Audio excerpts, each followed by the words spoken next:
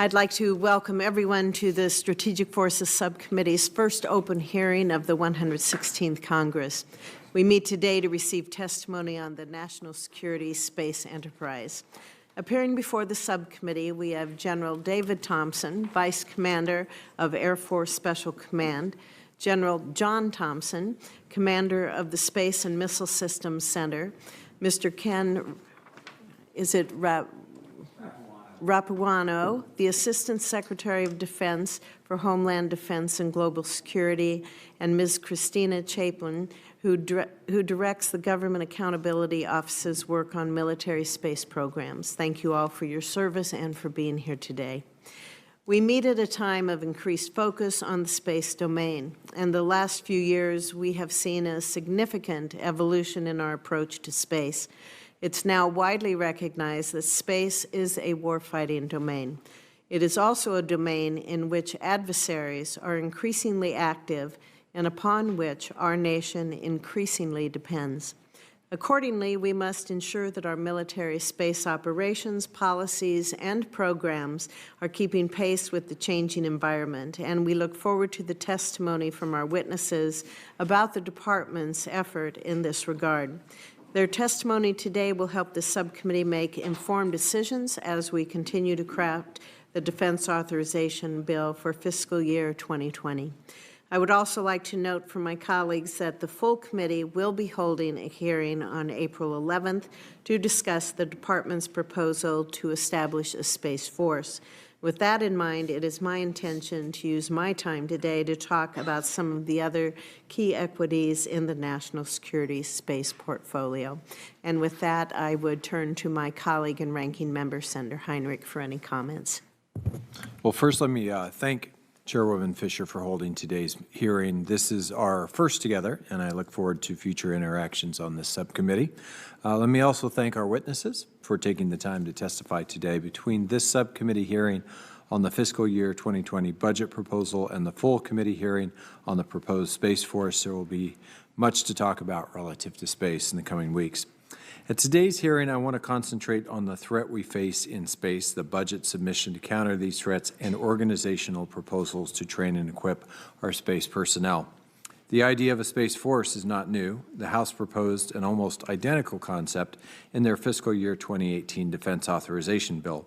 It was dropped in conference, the Pentagon leadership opposed it, and as did several of our Senate colleagues. Having said that, it's no secret that the space domain is critical to our military operations, to our economy, and our way of life. As our adversaries become increasingly active in space, we certainly can't sit idly by. We must instead move with a greater sense of urgency and purpose. As an engineer, I continue to prioritize research and development and cannot stress enough the importance of fostering a culture of innovation and rapid acquisition within the space domain. Whether it's the creation of a space development agency or any larger reorganization, we also should not reinvent the wheel, nor move pieces around for the sake of saying we did so. We can always strive for our government to be better stewards of taxpayer dollars and for our military to operate more effectively. And I look forward to hearing how we may be able to do so. And again, thank you all for coming today, and I look forward to hearing all of your testimony. Thank you, Senator Heinrich. We will begin with opening statements. I would remind our witnesses today that your full statement will be included in the record. Mr. Secretary, if we could start with you, please. Chairman Fisher, Ranking Member Heinrich, and distinguished members of the subcommittee, it is a pleasure to appear before you today, along with Lieutenant General D.T. Thompson, Lieutenant General J.T. Thompson, and Ms. Christina Chaplin. Space is a vital national interest. It underpins our economy and way of life, supporting our academia, agricultural, banking, and travel sectors, among others. Moreover, the rapidly growing commercial space sector offers enormous promise for the prosperity of Americans and our global partners. Commercial entities led by the United States are developing and delivering new space technologies and capabilities at a speed never seen before. Space is also crucial to the defense of the United States and our allies and partners. As outlined in the National Defense Strategy, long-term strategic competition is the central challenge to the United States, prosperity and national security. Space is key to this competition. China and Russia are developing military capabilities, doctrine, and organizations intended to place U.S. space systems at risk. They are developing a suite of anti-satellite weapons, including ground-launched missiles and directed energy weapons, and continue to launch experimental satellites that conduct sophisticated on-orbit activities to advance their counterspace capabilities. Many of these systems could be employed in the gray zone, that is, activities below the threshold of armed conflict, in a manner designed to hold U.S., allied, and partner capabilities at risk and limit our response options. The emergence of new, major state actors in space and the pace of the technological development are changing the character of warfare, presenting new challenges and opportunities to military space forces. No longer do space systems simply enable terrestrial forces to fight and win wars. Actions in space also will directly contribute to the outcome of future conflicts. In order to preserve peace and deter aggression, the Department of Defense must adapt.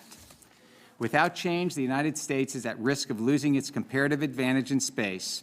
A loss of freedom to operate in space would undermine our nation's prosperity and erode the ability of the joint force to deter aggression, protect critical national defense and economic functions, assure our allies and partners, and project power globally. While the U.S. would prefer that space remain conflict-free, we must recognize rising challenges and overcome them. The Department must do more to accelerate its response to the changing dynamics of space by adapting our organizations, policies, doctrine, capabilities, and joint force employment to more effectively deter aggression, protect our interests, and enhance our lethality. Earlier this month, the Department provided Congress with a legislative proposal for the establishment of the U.S. Space Force as a new branch of our armed forces. If authorized, the Space Force will transform our approach to space by providing singular focus to maintaining and increasing our advantage in countering current and future threats. Establishing a sixth branch of our military with dedicated leadership will unify focus and accelerate the development of space doctrine, capabilities, and expertise to outpace future threats, institutionalize advocacy of space priorities, and further build space warfighting culture. The role of providing joint force employment of space capabilities lies with the U.S. Space Command, a unified combatant command focused on planning and executing joint space warfighting operations. Establishing U.S. Spacecom will bring full-time operational focus to securing the space domain and streamline command and control for time-sensitive operations. Additionally, the Department of Defense has undertaken a series of space acquisition reforms. These reforms, such as SMC 2.0, will continue to mature with the establishment of a joint space development agency dedicated to rapidly developing and fielding next-generation military space capabilities. The SDA will be empowered to go fast and will be pursuing a development of a transformational new architecture that leverages the investment taking place in the commercial sector. The Department looks forward to working closely with this committee and all of Congress to ensure that we maintain our freedom of operation in space to support our national security, our economic prosperity, and our way of life. Thank you. Thank you, Mr. Secretary. General J.T. Thompson. Welcome. Thank you, ma'am. Chairman Fisher, Ranking Member Chairman Fisher, Ranking Member Heinrich, and distinguished members of the committee, I'm Lieutenant General J.T. Thompson, and I'm honored to appear before you today in my capacity as the Commander of Air Force Space and Missile Systems Center and the Air Force Program Executive Officer for Space. First of all, I'd like to apologize to you on behalf of the United States Air Force. Today, we provided two witnesses for the same hearing, both named Thompson, both lieutenant generals in leadership positions within Air Force Space Command.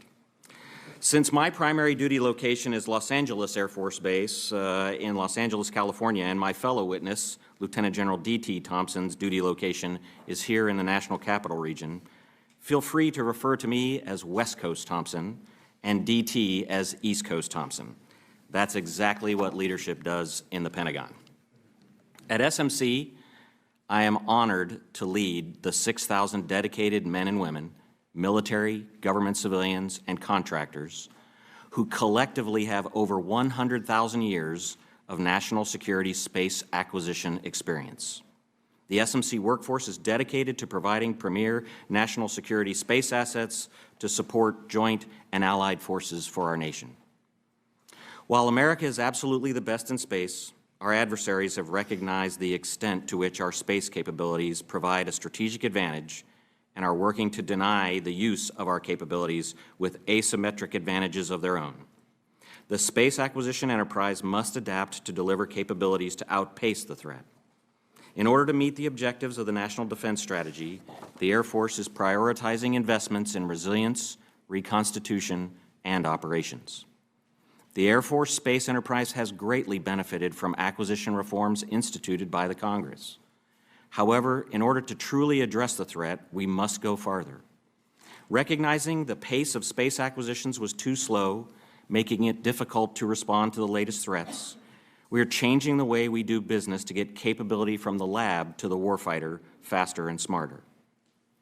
Specifically, to speed up the pace of acquisitions, we're utilizing alternative congressionally approved acquisition approaches like other transaction authorities and rapid prototyping, which was granted under Section 804 of the fiscal year 2016 National Defense Authorization Act.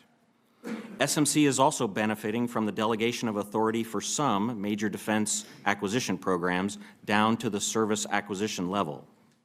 With the help of Congress, the Air Force stood up the Space Rapid Capabilities Office, or SPACE RCO, which will continue to work in close concert with SMC to rapidly develop and acquire critical capabilities.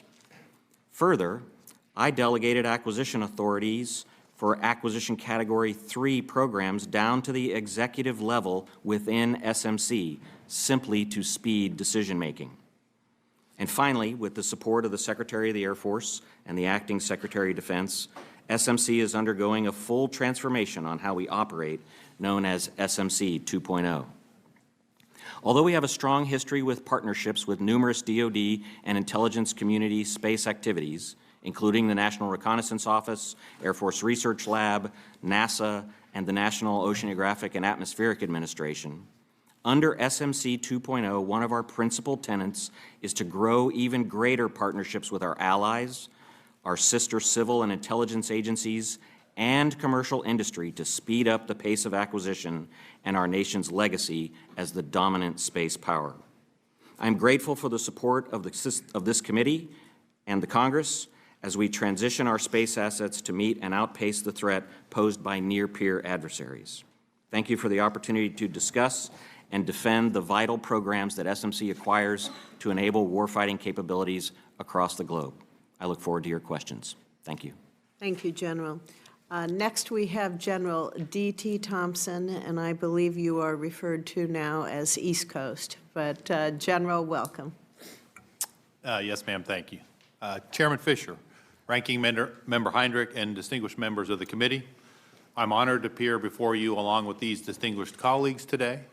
And today I represent our commander, General J. Raymond, the commander of Air Force Space Command. I'm privileged to be one of the 26,000 men and women of that command who serve under General Raymond's leadership. These men and women remain the best in the world at developing, fielding, operating, and sustaining vital space capabilities that serve our national leaders, our joint forces, allies and partners, and the world in general. The asymmetric advantage these capabilities provide ensure that our armed forces have no equal. Today, there is unprecedented agreement among the nation's leadership that space is a warfighting domain, just like air, land, sea, and cyberspace. The National Security Strategy and National Defense Strategy reflect this reality, emphasizing peace through strength while demanding that we maintain U.S. leadership and freedom of action in the space domain. Accepting that potential adversaries have made space a warfighting domain, we are now dealing with the implications. We are driving tremendous change in order to sustain our leadership and that freedom to operate in space.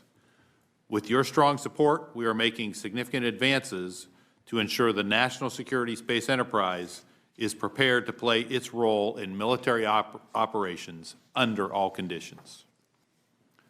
The fiscal year 2020 budget builds on our efforts over the past 2 years, proposing a 17% increase in space funding over 2019 and a $14 billion investment overall. With my posture statement on the record, I'd like to summarize a few of its key points. First of all, we're increasing the lethality and readiness of our force as we continue to invest in and accelerate defendable space. Among that includes new, more defendable systems and architectures, the space domain awareness and command and control needed to operate in a contested domain, and an operational training infrastructure to develop space warfighters to the need. All of this enables us to sustain superiority in space so that we ensure we support joint warfighters operating in all domains around the globe. Second, we are enhancing and expanding partnerships with the intelligence community, allies and partners, and industry. This includes joint programs with the National Reconnaissance Office, hosted payloads with several of our allies and partners, and operations, training, exercises, and war games with allies that are building a coalition of like-minded nations. Finally, we're capitalizing on innovative business practices, including the re-architecting of Space and Missile Systems Center that West Coast Thompson mentioned and is leading, establishing a Space Rapid Capabilities Office, pursuing special practices and innovative agreements that drive those innovative activities across the broader commercial and industry base, and finally, adopting open architectures and standards to strengthen integration in multi-domain command and control and with the operations of the rest of the joint force. Let me close by reiterating that we do not want war to extend to space, but the best way to deter that from happening is to prepare to fight and win should deterrence fail. With your support, that's exactly what we're doing. Thank you again for the opportunity to testify, and I look forward to your questions. Thank you, General. Next, Ms. Chaplin, welcome. Chairman Fisher, Ranking Member Heinrich, and members of the subcommittee, thank you for inviting me today to discuss DoD space programs. Space is at a pivotal point right now. In the face of growing threats and lengthy development cycles, DoD is embracing new approaches to help speed up acquisition of space systems, establish better partnerships with the commercial sector to increase innovation, and change its acquisition culture. There is also a proposal before Congress on strengthening leadership for space. Bringing about this broad span of change will be challenging, to say the least, and not without some risk. More specifically, while DoD is undertaking this change, it will need to concurrently focus on completing older programs that are still struggling. The ground system for GPS, known as OCX, for example, is nearly 5 years late, and while the contractor has improved the pace of building and testing the software, we still see a lot of schedule risk in that program. The Air Force also recently stopped development work on JMS, a ground system for processing space situational awareness data, because it didn't deliver as expected. We're also still faced with long gaps between the delivery of satellites and ground systems needed to make use of their capabilities. Moreover, there's a myriad of challenges facing space programs that are just getting underway. First, even with the new Space Force proposal, there's still a lot of open questions about leadership.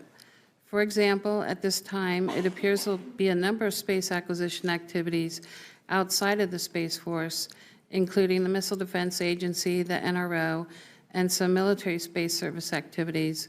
But so far, it's uncertain what the overall governance structure will be, if there are conflicts in requirements, funding, or priorities between agencies that are not under the Space Force, who resolves them and makes a final decision. There's also a new entity being rolled out, the Space Development Agency, which has very worthwhile goals of developing or adopting innovative technologies for space. But at this time, it's unclear how it will mesh with other similar agencies, and also still unclear who's in charge of future architectures for space.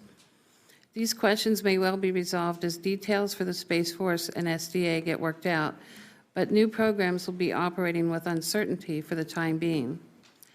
Second, while streamlining may help speed up programs and change the culture, we know from past efforts to streamline that there's also a risk of inviting programs to move too quickly and disregard the engineering and acquisition discipline that is so very important to space.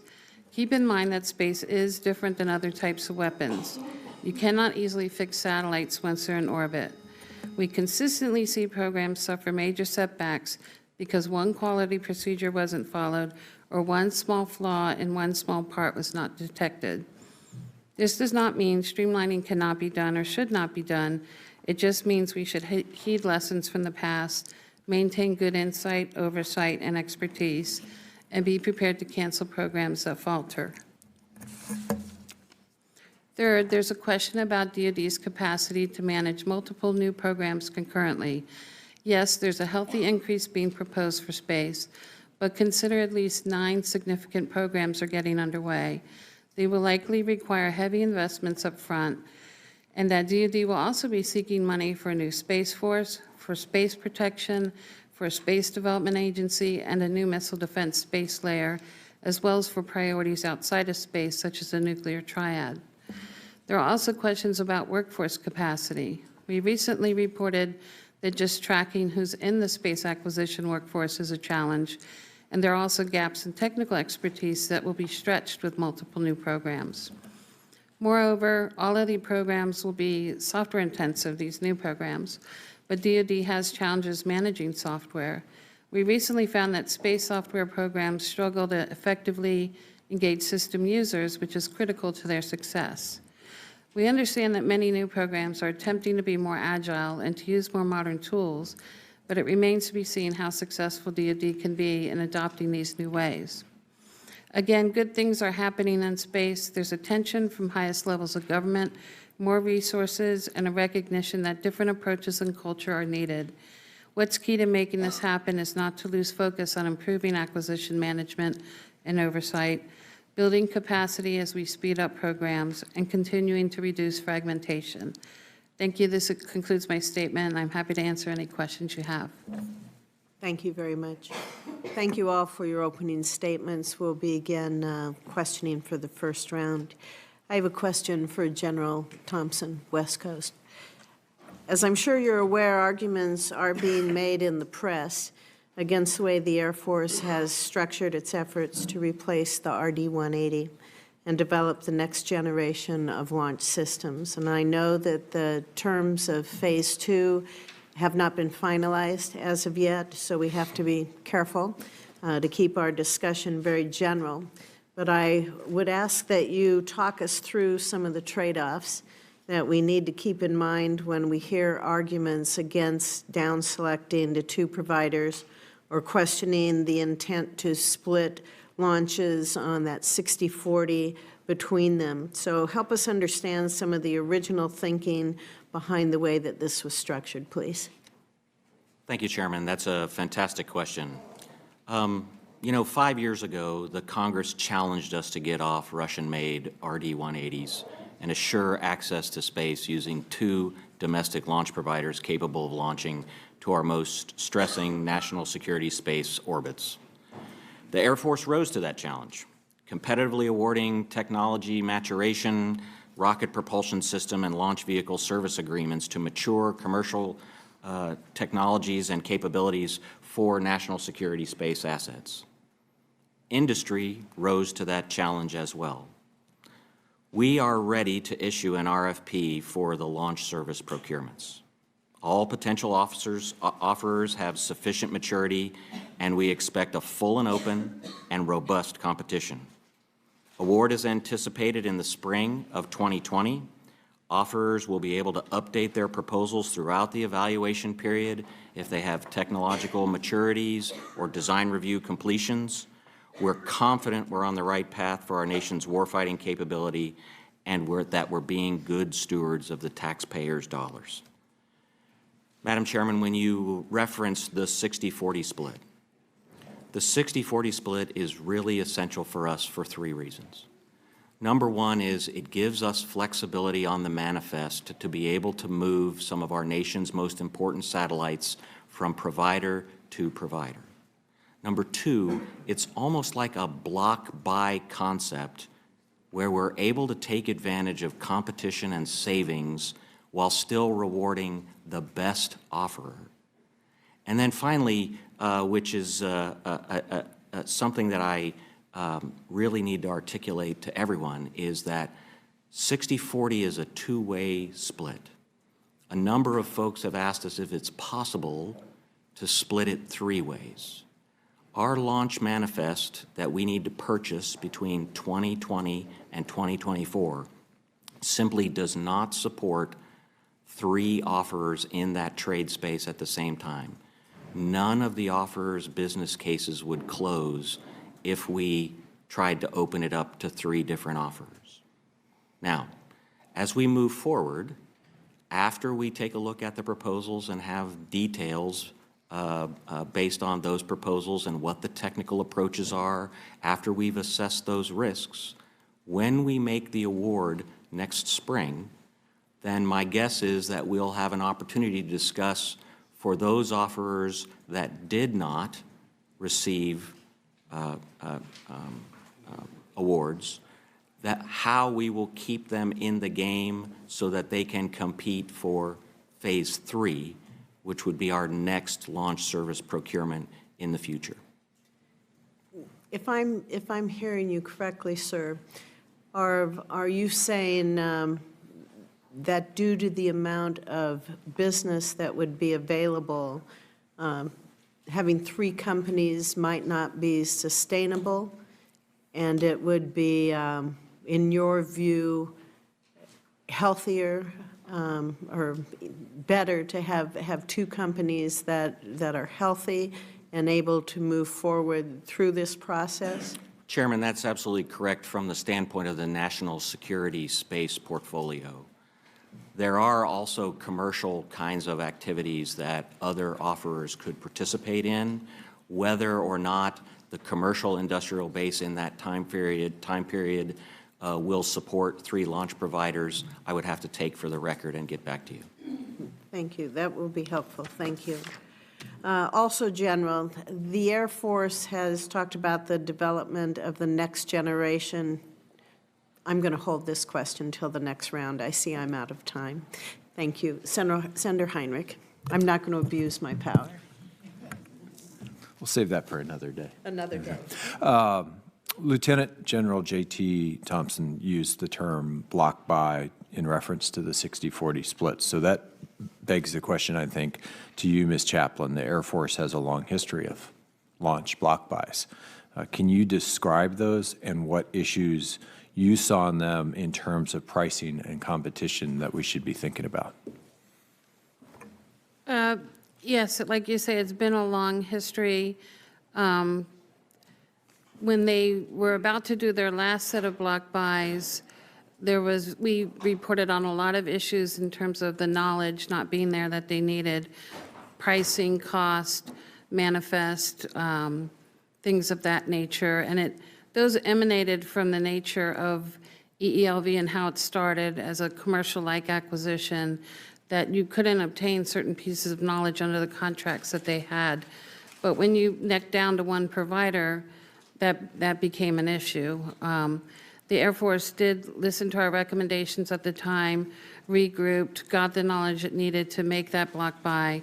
But there's always a risk going forward if you're going to be awarding fixed price contracts with limited information and you somehow end up with one provider again, that you might be back in that same situation in terms of having the right insight.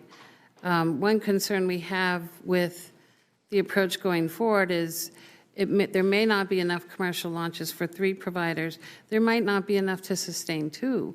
So that's a question, given the demand on the DoD side and what assumptions we have about the commercial sector and how hard it is just to predict what's going to happen in the commercial sector. Lieutenant General Thompson, J.T. Thompson, give us some insight into how you're confident that it will support two? And then, are you also confident that if these long-term blocks will be cost competitive? So, Senator, in terms of why we're confident that we will be able to support two, is we know essentially the manifest that we have to support in the 2020 through 2024 timeframe in terms of when we would purchase the rockets, and that, or when we would purchase the services, and then from 2022 to 2026 when those rocket services would actually launch. We know that we have anticipated what the costs would be, and we're confident that we can support two with a 60-40 split through the National Security Space Launch Program. And follow up to that, I'm trying to understand something that happened last week on March 20th. The Air Force released a notice of intent for early integration studies. Yes, sir. And all four contractors competing for launch services were listed, including SpaceX. Does that study reopen the opportunity for SpaceX or the next down selected to compete for federal funding, or what is the impact?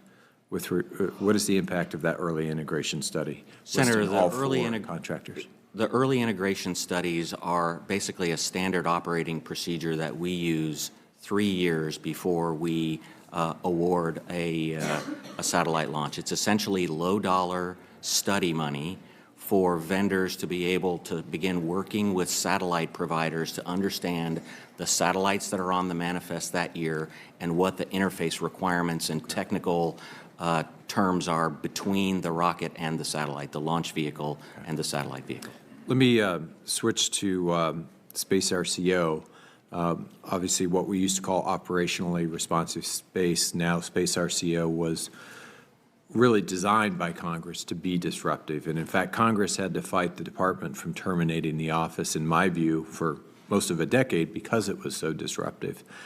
Today, it seems that leaders in the Pentagon really value that disruption.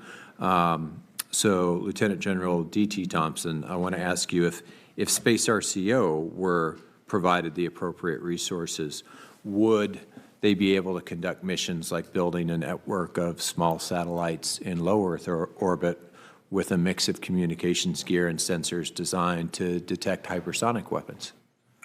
Senator Heinrich, first of all, thank you for that question. And I would say up front, yes, that acquisition organization and any other organization with the right resources would be able to pursue that activity. If I'd like to take a few minutes and talk a little bit more about Space RCO. First of all, as you noted, with the help of Congress, we have succeeded in turning the operationally responsive space office into a true rapid acquisition organization. In addition, with the change directed by Congress, we re-architected and re-resourced the entire office.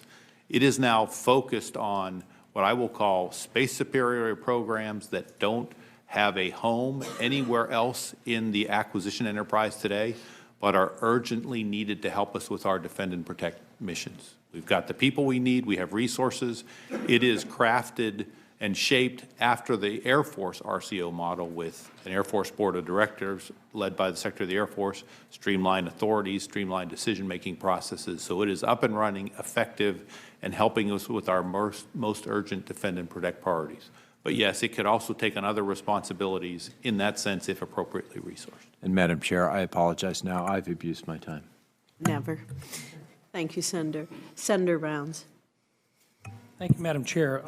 For General J.T. Thompson, first of all, how many RD-180 motors do we have in hand right now?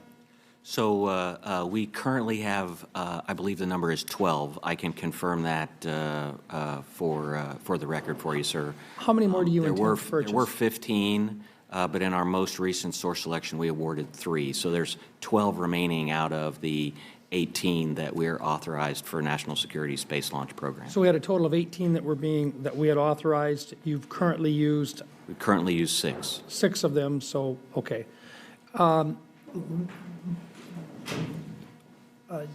General D.T. Thompson, with regard to the command and control and the need for your cyber operations to be integrated within this. Where is the responsibility for the cybersecurity laid? Is that within a separate order, or are you finding that within the cyber mission forces that we have today? Senator, actually, there's elements of both. First of all, inside of Air Force Space Command, inside of our operational squadrons today that are operating the satellite, there is a requirement for what we call mission defense teams, organic to those squadrons.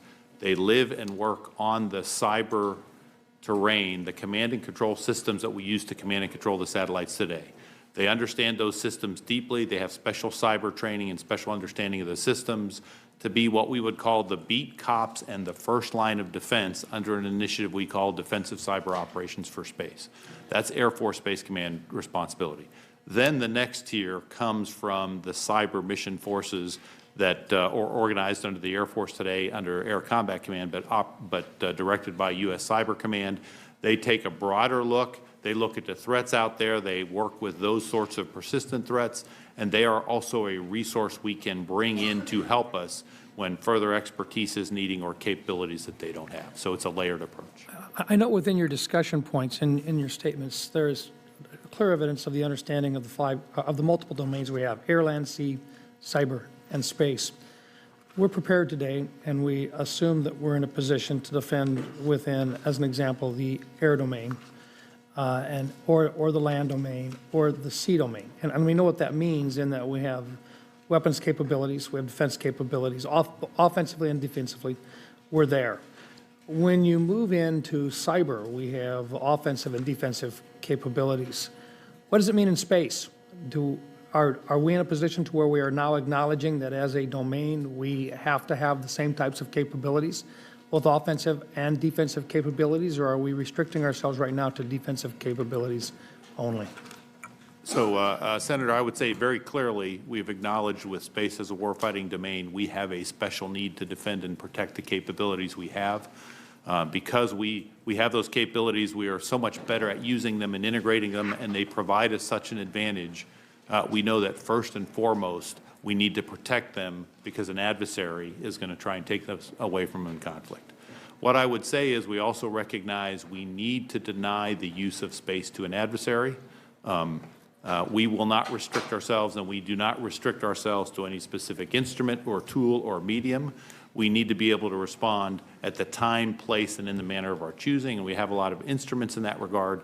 Certainly, I believe that probably the nation needs more discussion about what that might mean in the space domain itself. Thank you.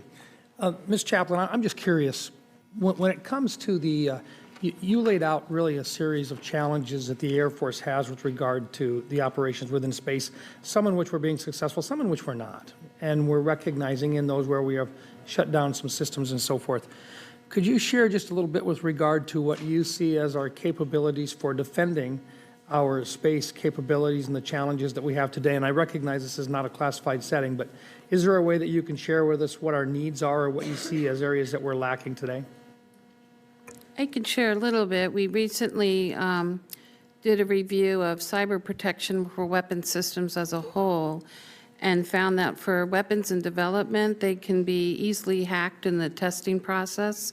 And a lot of that goes to pretty simple things like password management, cyber hygiene, patching systems, and there were some space systems included in our review. So while on one hand, there's a lot of attention being devoted to cyber, a lot of resources, the department understands the priority and is taking a lot of good steps now, I think there's a lot in the culture that needs to come a ways to just do the basic things that everybody has to do to protect their systems, and they're not expensive, and it would put the department in a much better place. I would note that the Navy most recently had a similar review and came up with some surprising things as well. So Yeah. I would thank you, Very Madam Chair. surprising. Thank you, Senator. Senator King.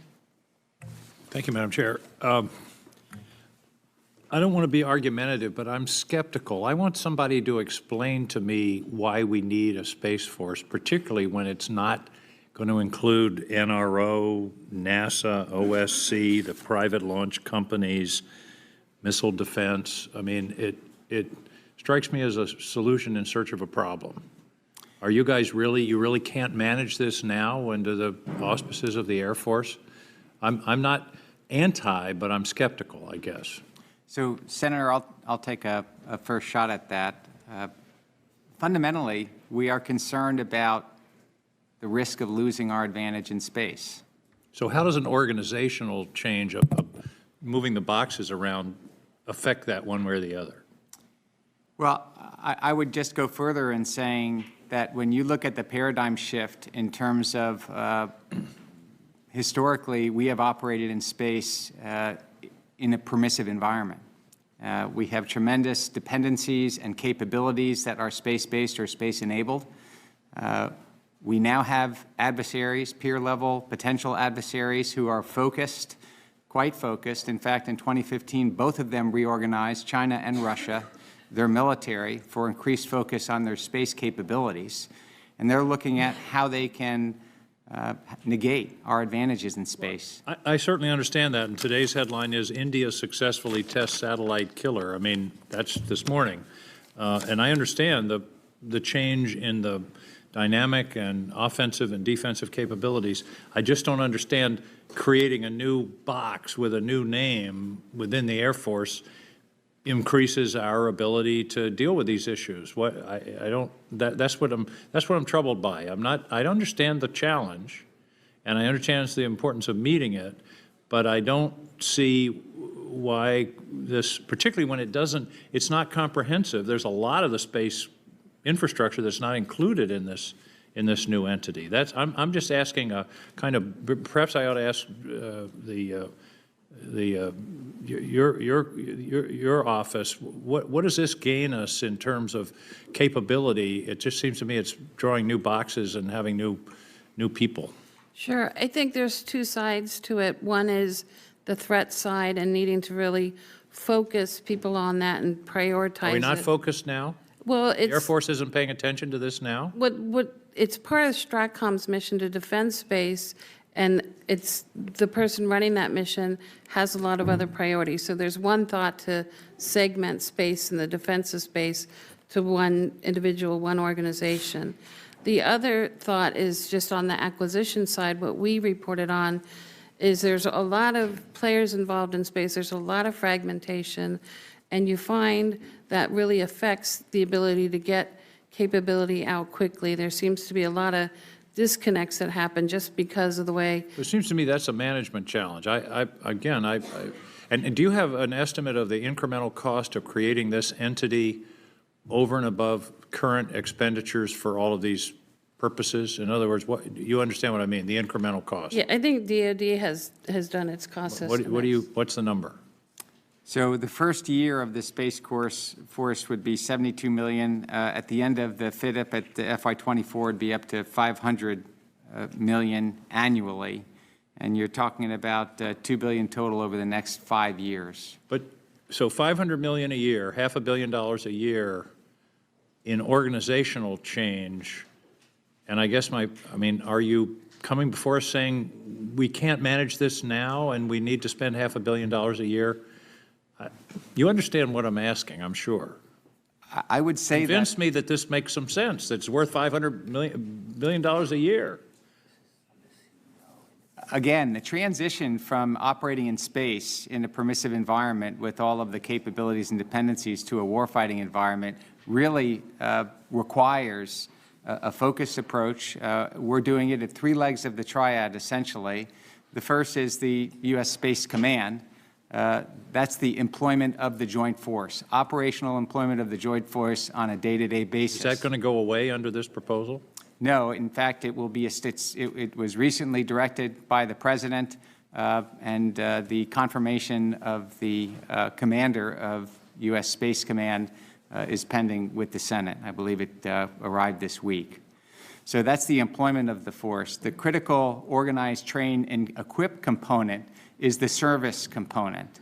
And that really is the doctrine, the training, the plans, the personnel development. It is the unified and singular focus on space as a warfighting domain that is very difficult to achieve unless you have that unified sole responsibility and custody. I'm out of time, but I'd appreciate it if you could supply for the record a 1 or 2 page justification for the incremental cost of the organizational change and outlining what the tangible benefits will be of this change. Yes, I will, Senator. Because I think a lot of your capability now, and I'm not sure this is going to add anything. Thank you.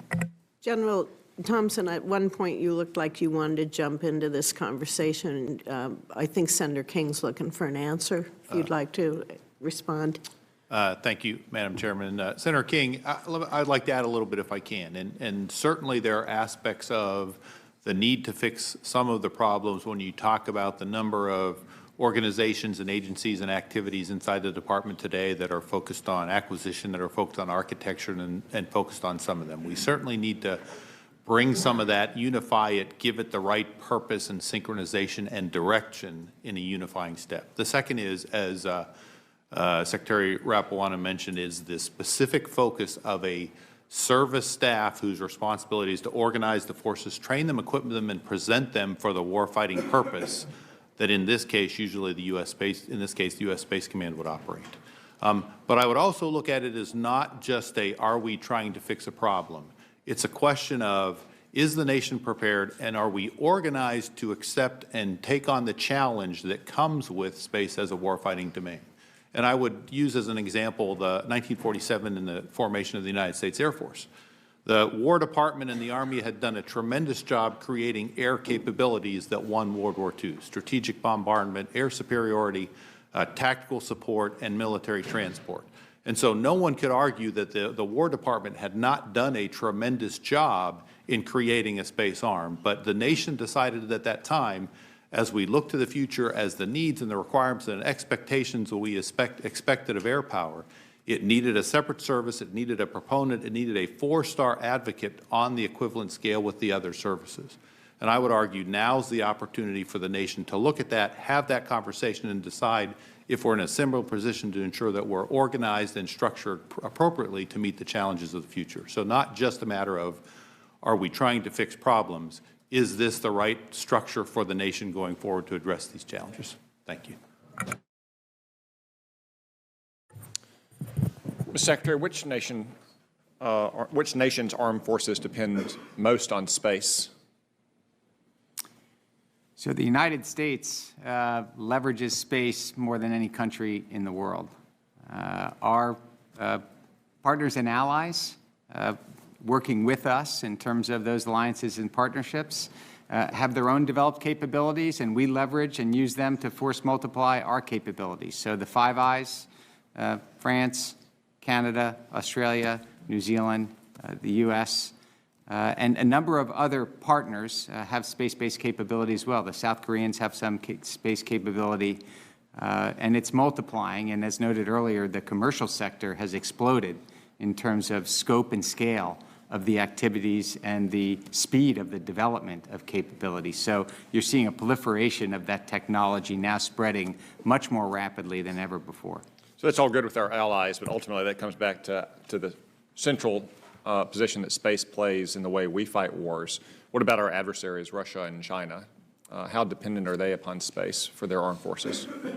So China has expanded by orders of magnitude. The Russians have grabbed back. They have newly invested in space and have developed some relatively exquisite capabilities. But the scale of the Chinese investment is the lead in terms of everyone else out there, including Russia. They have more rocket launches this year than the United States. They're the lead rocket launch nation in the world. How much of that Chinese investment is designed specifically to counteract the advantage that we had enjoyed in space over the years? We are concerned that they are making significant investments to do that. And there's no way to avoid space being central to our way of war, is there? I mean, some of it is a legacy based on our technological advantages going back to the early days of the space era. But it's also just the fact that we live in the new world and they all live in Eurasia, and we have to project power across a global scale, which depends on space. And secondarily, we've made the choice over the last 30 to 35 years to fight information-centric warfare. And I don't just mean long-range precision strikes or fancy cyber attacks. What does it mean to a private on the ground with a rifle if we lose dominance in space? It's pivotal. Our targeting, our communications, positioning, timing, location for GPS, and then all of the ISR capabilities in terms of surveillance and reconnaissance that we get from space, real-time situational awareness of adversaries, locations, and activities. To lose those capabilities would be very significant, and that is why we are so focused on defending and protecting them. Let's talk about defending them. Where are we today versus, say, where we were a year ago in our space assets? Are we more or less vulnerable to, say, a kinetic strike from an anti-satellite missile? So we are improving our capabilities from investments that started several years ago. In fact, even late in the Obama administration, there were some significant investments, as you're aware, from this committee and others. In terms of the details of those activities, we could discuss that in a closed hearing. More or less vulnerable to cyber attack, both in orbit and on the ground? As noted earlier, we're very focused on the cyber piece. So we don't know what we don't know in some respects in terms of what an adversary may be doing, but we are hardening the entry points, and there are fewer entry points in space, some space systems versus other systems that are more connected and networked. So we're making progress there, but it's a priority, and we are continuing to approach it quite urgently. More or less vulnerable to the kind of laser attacks that might dazzle or destroy a satellite system? So we are concerned about ground-based effects on satellites, and we are seeing potential adversaries invest in them. I raise these questions knowing that you can't get into the greatest detail in this open forum, but just to highlight the vulnerabilities of our space systems, both our sensors, but also the critical systems on which everyone in our military depends, to include that private out on the ground. We may not want to have a space race. We may not want to weaponize space or have weapons in space, but if our adversaries are competing there, we don't really get a choice whether we compete. We only get a choice whether we win or lose. Thank you, gentlemen. Yes, Senator. Thank you. Thank you, Madam Chairman. Thank you all for being here. Sorry, I was in another committee meeting before I got here, so I think this was covered, but I'm not sure. I wanted to ask. General Thompson, you highlighted a number, General John Thompson. I know there's two. Acquisition programs and reforms as part of the Space Missile Systems Center. I think you mentioned a 65% savings. A 65% savings in timeline that you laid out sounded good on surface. Was that correct in your statement? Sir, I'm sorry. Could I ask you to rephrase the question? The 65% savings in timeline, which was laid out. Sure. Sir, thank you very much. Okay. So what you're referring to is a re-architecture that we've done to the Space and Missile Systems Center called SMC 2.0. When I arrived at SMC about 2 years ago, what I found was a bunch of outstanding people that really knew the space acquisition business, but they were organized very hierarchically and in stovepipes by mission area. There was very little crosstalk between major programs of record. Decisions took a long time to make because the decision packages had to fight their way up through the staff. What we have entertained now is an SMC 2.0 construct, which turns our, what I would refer to as an industrial age business model kind of organization into a new modern corporation, something like that you might see in Silicon Valley. So a much flatter organization. We've delegated authority down to senior civilians and senior military officers who know what they're doing. We've added 3 new program executive officers in addition to me and put them closer to the program offices so that they can make decisions faster. Making decisions faster, in many cases, what we've seen on major program of record milestone decisions is we've been able to save 60 to 70% of the time required by eliminating layers of the bureaucracy and getting those decision makers closer to the program office. Let me just, maybe whoever wants to answer, but I think, John Thompson, you can stay, either one of you all. And with so many agencies out there, I'm concerned because on the cyber end of it, the espionage and things that's happening, there's so many basically smaller contractors. Once the main contract, then it goes, we don't seem to have good oversight or good controls of that with their security clearances and also the programs they're using. And that's where I think an awful lot of espionage has gone on, and a lot of cyber theft has gone on, and I don't see anybody changing that or going after that total control on whoever. If you have an RFP and you have one of your big guys, that person should be held accountable and responsible for anybody and everybody they bring on board. And we're finding that's not the case. So, Senator, thank you for that question. We are highly focused on the defense industrial base, all of those companies who support the development of Department of Defense. There could be 4 or 5 subs.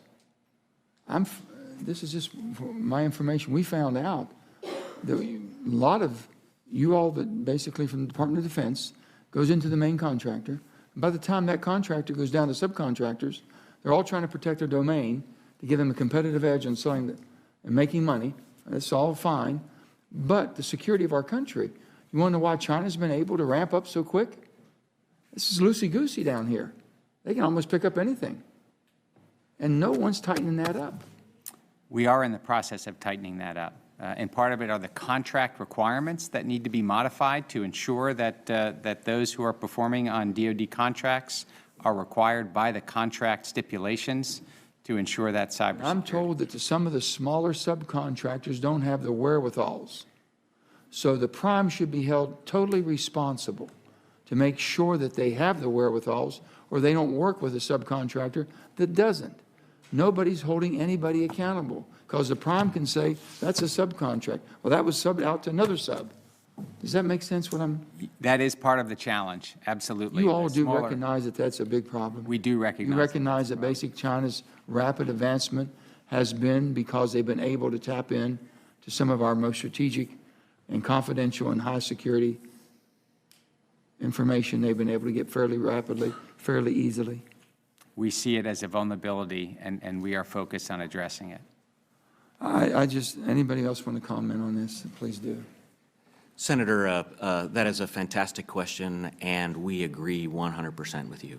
What can we do to? Sir, General D.T. Thompson and I happen to work with General J. Raymond, who is the current Air Force Space Command commander, and he has made it abundantly clear to both D.T. and I in very forceful manner that the situation that you state is unsatisfactory.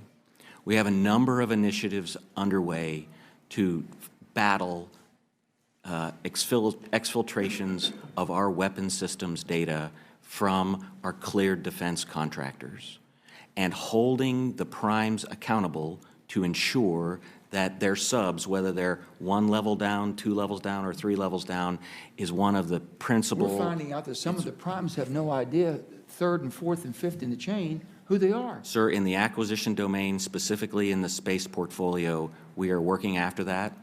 I would ask you to let me submit something in the record that gives you the details of that plan, and then perhaps if you're interested, we could go to another forum and talk about Senator Rounds and myself have a subcommittee on cyber, and we're getting into procurement. This is a big thing with us right now because you just have to look back not that far to find out how China and others have been so successful at rapidly deploying and getting up to speed at a much quicker. You know, they say except for the second engine, their F-35 mimics ours to a T. There's no way to do that except be able to get all the pertinent information needed. Madam Chairman, we just have a terrific problem here, and it goes into the procurement, and it goes all the way down the chain. We don't hold the prime, which is the big boys. A subcontractor does not get a contract from them because they're not large enough to do it on their own, so they end up being a sub, and they're held hostage by the prime. The prime is not held accountable to the sub and what the sub's doing and how they secure their systems. And it goes down to 2nd, 3rd, and 4th tier. You really got a problem, and I think they realize it. It's been out there for quite some time, and so with your subcommittee and our subcommittee working together, hopefully we can make some major changes. Hopefully, General Thompson, we'll get that information to you and to all of us, Senator Manchin, and then maybe we can follow up and do a classified so we can get in more to the details on it, if that would be helpful. And we need to secure a setting, move in, hopefully to a skiff, and really get down to the nitty-gritty on this. Okay. Okay. Thank you, Senator Manchin. Senator Hawley. Thank you, Madam Chair. Mr. Secretary, I want to go back to something you said to Senator Cotton. You said that China has expanded its capabilities in space by orders of magnitude. I just want to dig into that a little bit more. The DIA produced an unclassified report this past January, Challenges to Space Security, in which it described a number of disturbing patterns of our competitors. China, it appears, is directing a Asia-Pacific Space Cooperation Organization, and I note that the rotating membership includes nations like Iran and Pakistan.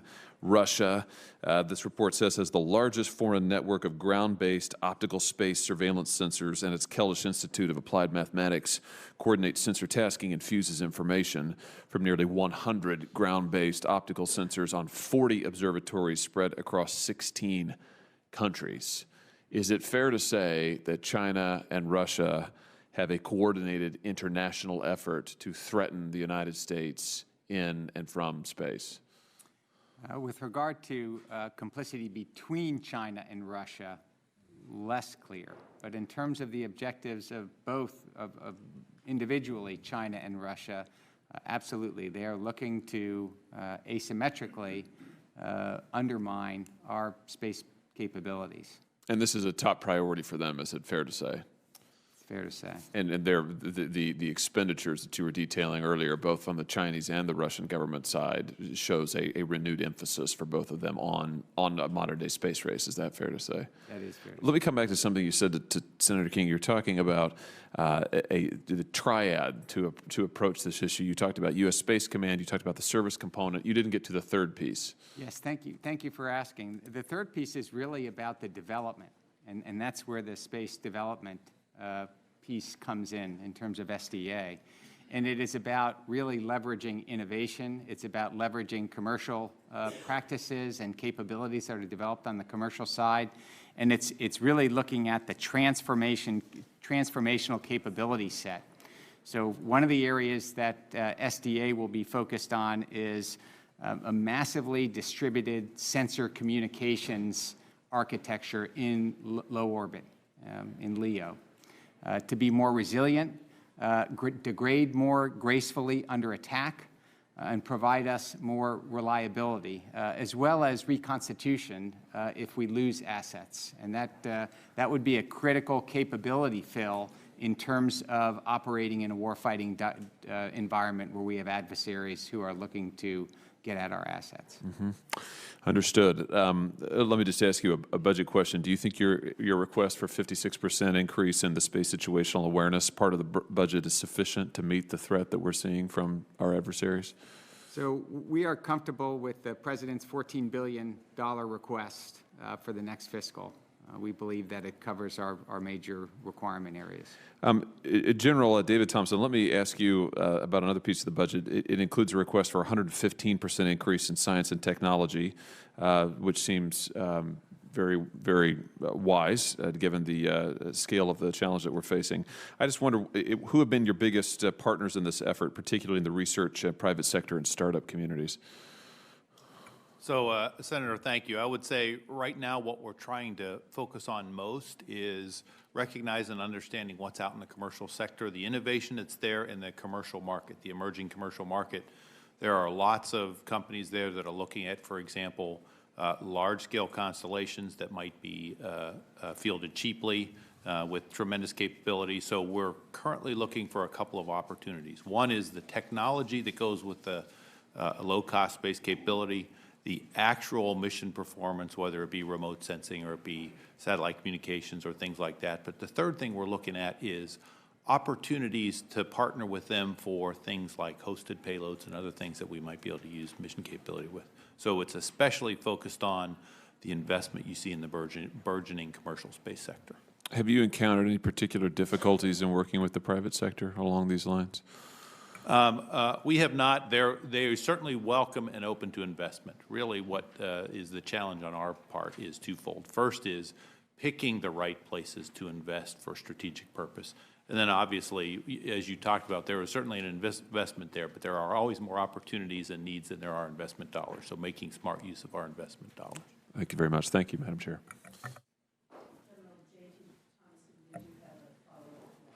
Thank you, Chairman. Senator, just as a quick addition to that, we've tried to create lower boundaries for entry for a lot of our commercial partners, our non-defense oriented, non-traditional partners that are bringing new innovative things to the table. One of our most successful vehicles is called the Space Enterprise Consortium. It's a consortium where we've invited and had join about 270 different contractors, small businesses, large businesses. About 80% of them are non-traditional, in other words, commercial space companies. We've been able to utilize that vehicle to do a lot of prototyping. We have over $200 million on contract for 37 different space prototyping efforts, and many of those, in fact, most of those, have a non-traditional component to them. So we're reaching out to the private sector looking for those innovative opportunities going into the future. Thank you, Senator. General Thompson, I'm going to follow up with the question I was going to ask you earlier. We are going to do a second round here. The Air Force has really touted its development of the next generation of infrared early warning satellites as an example of its ability to rapidly acquire space capabilities in response to those warfighting demands. When announcing changes to the program last year, the Air Force stated its intention to cut 4 years off the procurement process. Can you talk about the progress you've made in meeting that ambitious goal?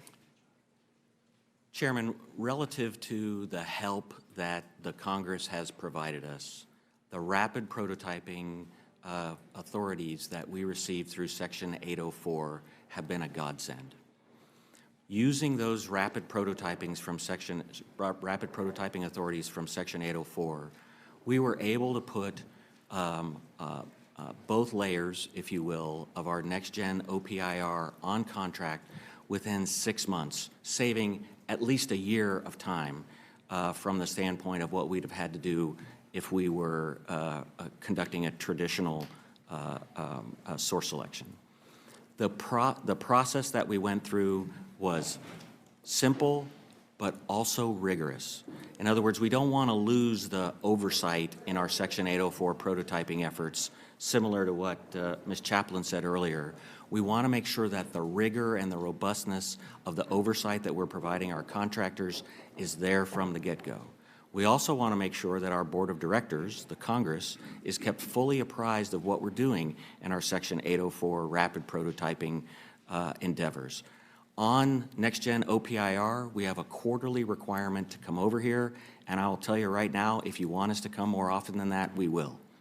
We have triennial reports that we're submitting on all of our Section 804s, including next-gen OPIR, and our goal from Dr. Will Roper, who is the Service Acquisition Executive, is to offer so much transparency to the Hill on our 804 programs that you'll actually ask us, why are you doing this by the DoD 5000 series? We want some more of that 804 kind of execution.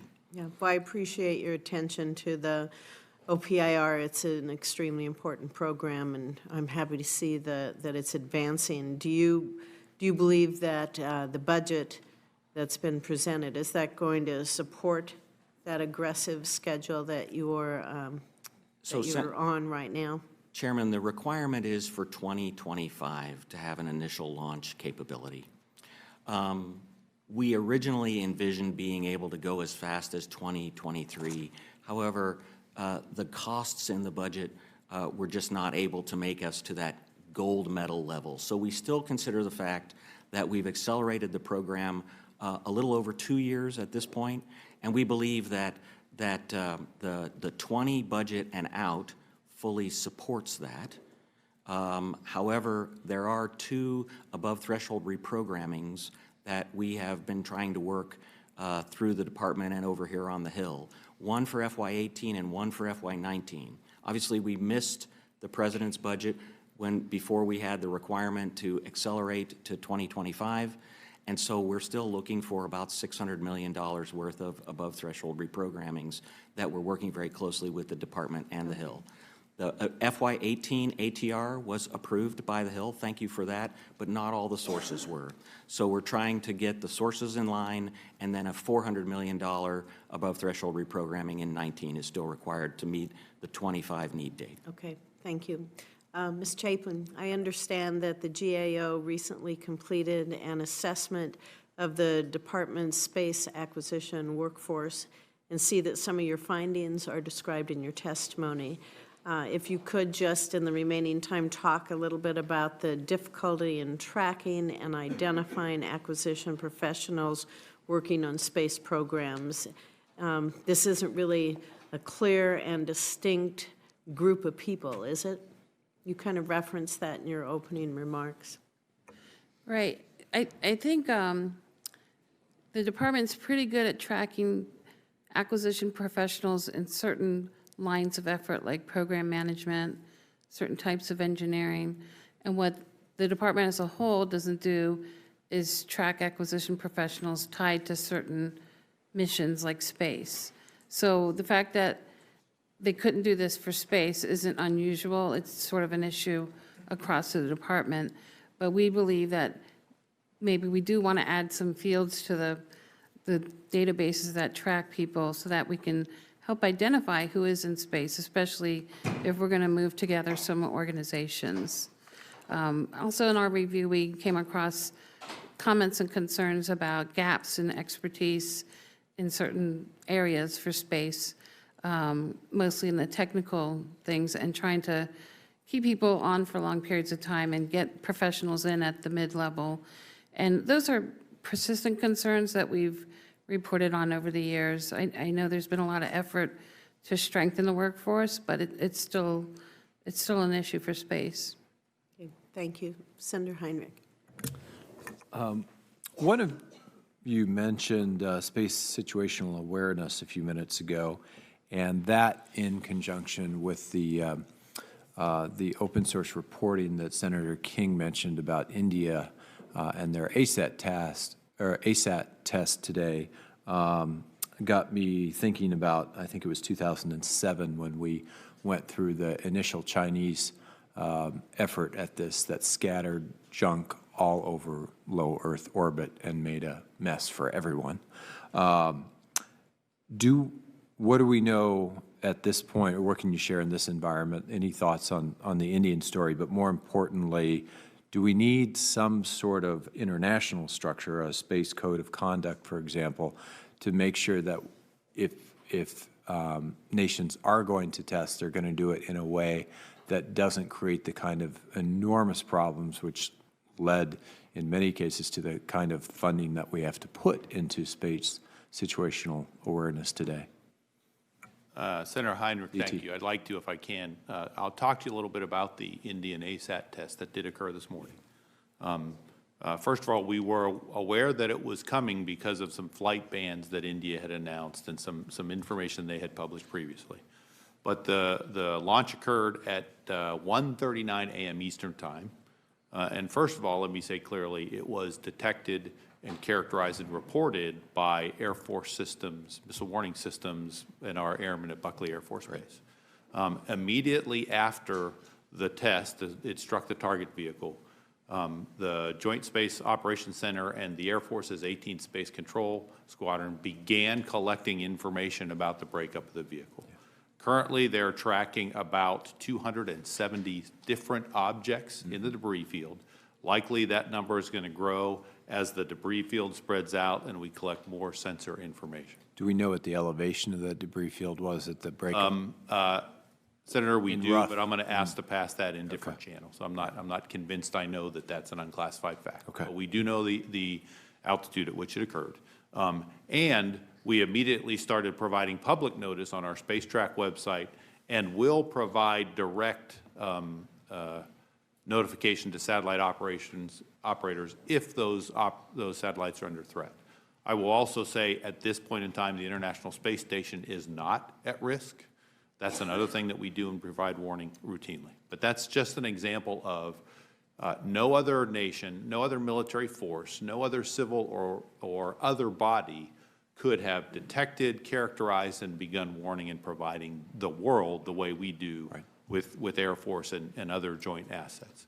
And so that represents a tremendous capability, but we have more investment to turn that from what I'll call a matter of routine space flight safety approach to searching and finding and detecting threats who are attempting to hide us as well. Do you want to touch on the issue of whether or not we need to engage in some sort of multilateral effort to ensure that someone doesn't make the kind of mistake that China made back in 2007? Do we need some parameters where people agree to, for example, not test at very high altitudes? I would say, certainly in a broad sense, and this will be a specific example, there's a lot of work to do with the rest of the world on what are established norms of behavior, rules of engagement, and the code of conduct in space. And I know that's a matter that the State Department and the Department of Defense and led by OSD is working with the rest of the world. It's certainly a need that we all need to address. And I'll ask, I don't know if Mr. Rapuano wants to add more in that regard, but it's a need. We are involved with discussions internationally, and we have participated in a non-binding confidence-building measures associated with activities in space.